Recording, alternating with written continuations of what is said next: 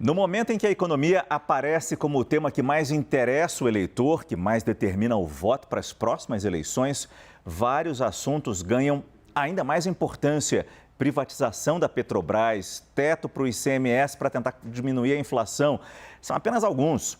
Nós conversamos agora ao vivo com Daniela Marques, secretária especial de Produtividade e Competitividade do Ministério da Economia. Daniela, muito obrigado pela sua entrevista aqui no nosso CNN Prime Time. Boa noite. Nós mostramos há pouco, não sei se você conseguiu acompanhar, uma fala bastante breve do presidente Bolsonaro, em que ele fala sobre uma intenção de fatiar a Petrobras para facilitar a privatização, o processo de privatização da empresa. Essa ideia partiu do Ministério da Economia? Boa noite a todos que estão assistindo a CNN. Olha, essa discussão da Petrobras está sendo coordenada pelo Ministério das Minas e Energia, mas acho que hoje está claro para a sociedade que esse modelo é perverso, ele não está beneficiando, esse modelo de sociedade mista, ele não beneficia a população, não beneficia a União e existe uma concentração de atividades da Petrobras excessiva de mercado, que gera algumas distorções de preço e talvez o que o presidente está dizendo é que terão que ser feitos estudos para desverticalizar a cadeia, porque também não é uma solução transferir o monopólio público para privado. Então, essa discussão está sendo liderada pelo ministro Adolfo Saxida, mas acho que está claro que o modelo atual é perverso para todo mundo. Daniela, o nosso analista de política aqui em São Paulo, Caio Junqueira, tem uma pergunta para você. Caio, boa noite. Oi, Daniela, boa noite. Tem muito debate, o governo... Boa noite. O governo forçando esse debate em cima do ICMS, mas tem alguma outra variável que o governo pode mexer de alguma maneira impactante no preço do combustível, tendo em vista que a gente sabe que grande parte do reflexo desse preço aqui no Brasil se deve ao mercado externo? Olha, Caio, a gente está, infelizmente, lidando com uma guerra que estamos importando esse preço de combustível mais alto em função do conflito da Rússia com a Ucrânia.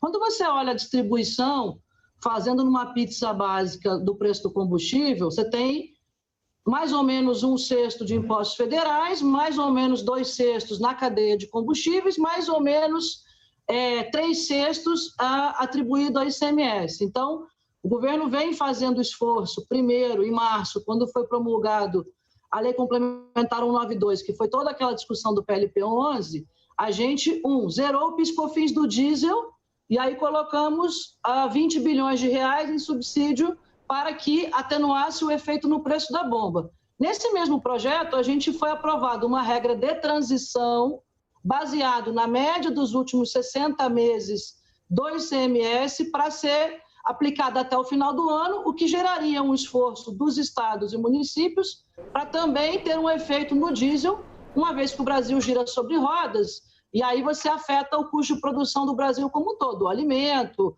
a indústria, etc. Então, infelizmente, até hoje, essa impositividade da regra de transição não foi aplicada pelos estados, o que foi sinalizado ontem ao presidente Rodrigo Pacheco numa reunião com os secretários de Fazenda.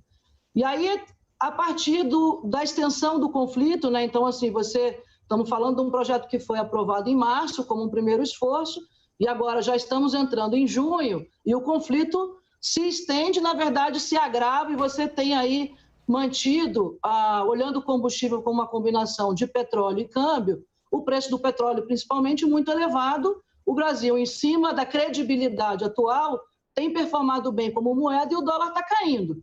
Então, agora, através do PLP 18, que é um projeto que a gente vê com muito bons olhos, tenta-se estabelecer a essencialidade do combustível. O que é isso? Combustível, energia, comunicação são itens essenciais, as pessoas não podem deixar de consumir. Então, hoje, na verdade, o Supremo já havia reconhecido isso no caso da energia e da comunicação lá atrás, com possível implementação em 2024. Então, o que o Congresso está fazendo agora é corrigir esse abuso e tentar regulamentar isso de imediato. Para quê? Precisamos de união de esforços nesse momento para atenuar o efeito ao consumidor. Mas, Daniela, quando você fala... Quando você fala do conflito, você se refere à guerra Ucrânia-Rússia, mas temos um outro conflito agora.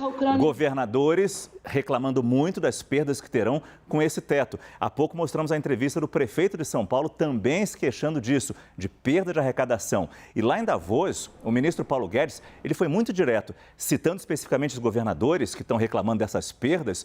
Ele chamou esses governadores de despreparados, ignorantes ou ingratos.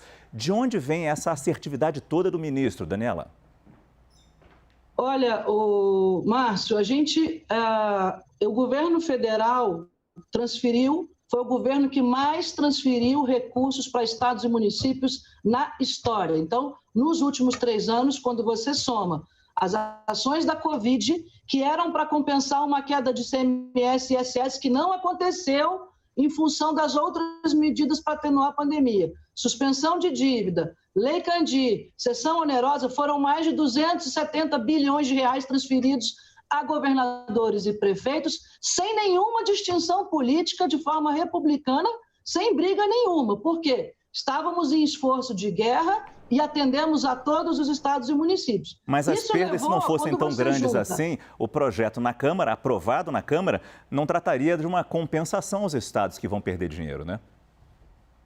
Uma compensação de 5%, e aí eu vou reconciliar. Estamos falando, então, de uma posição de caixa líquida dos estados, algo em torno de 40 bilhões de reais em 2019, que agora estima-se um saldo em caixa da ordem de 178 bilhões de reais.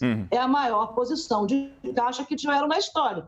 Então, quando você pega o que tem de excesso de arrecadação via ICMS, vindo da crise hídrica, bandeira vermelha de energia primeiro, e agora, em cima de não ter esse teto do ICMS e desse abuso que está sendo corrigido no PLP 18, você tem um excesso estimado de 80 bilhões de reais. Então, assim, é óbvio que não é razoável, nesse momento atual, o consumidor pagar mais ICMS no vestuário ou na bebida alcoólica do que no combustível, que é essencial, na energia ou no gás. Então, essa distorção que está sendo corrigida na discussão desse projeto. Colocar um teto em cima da essencialidade, uma vez que há excesso de caixa, sim, e eu acho que é muita falta de comprometimento dizer que vai faltar recurso para a política pública. Não é a realidade. Contra número não tem argumento. Daniela, o Caio tem mais uma pergunta para você.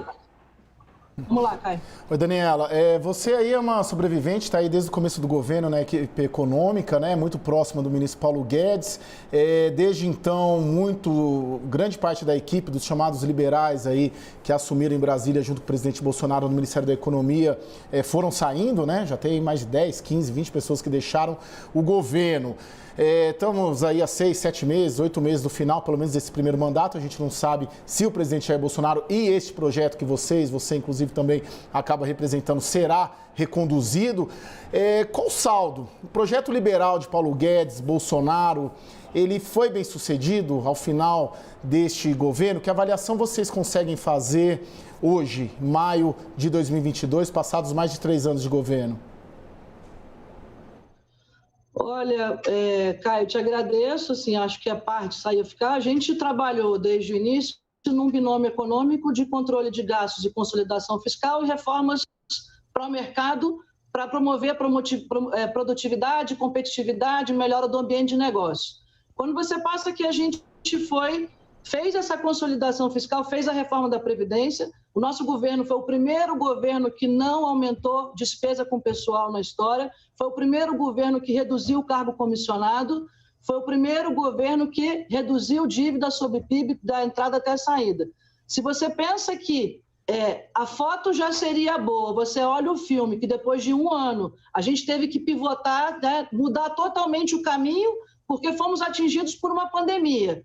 E aí, nesse esforço de guerra, entra numa economia de guerra, você pega uma licença para gastar 700 bilhões de reais para salvar vidas, empresas e empregos.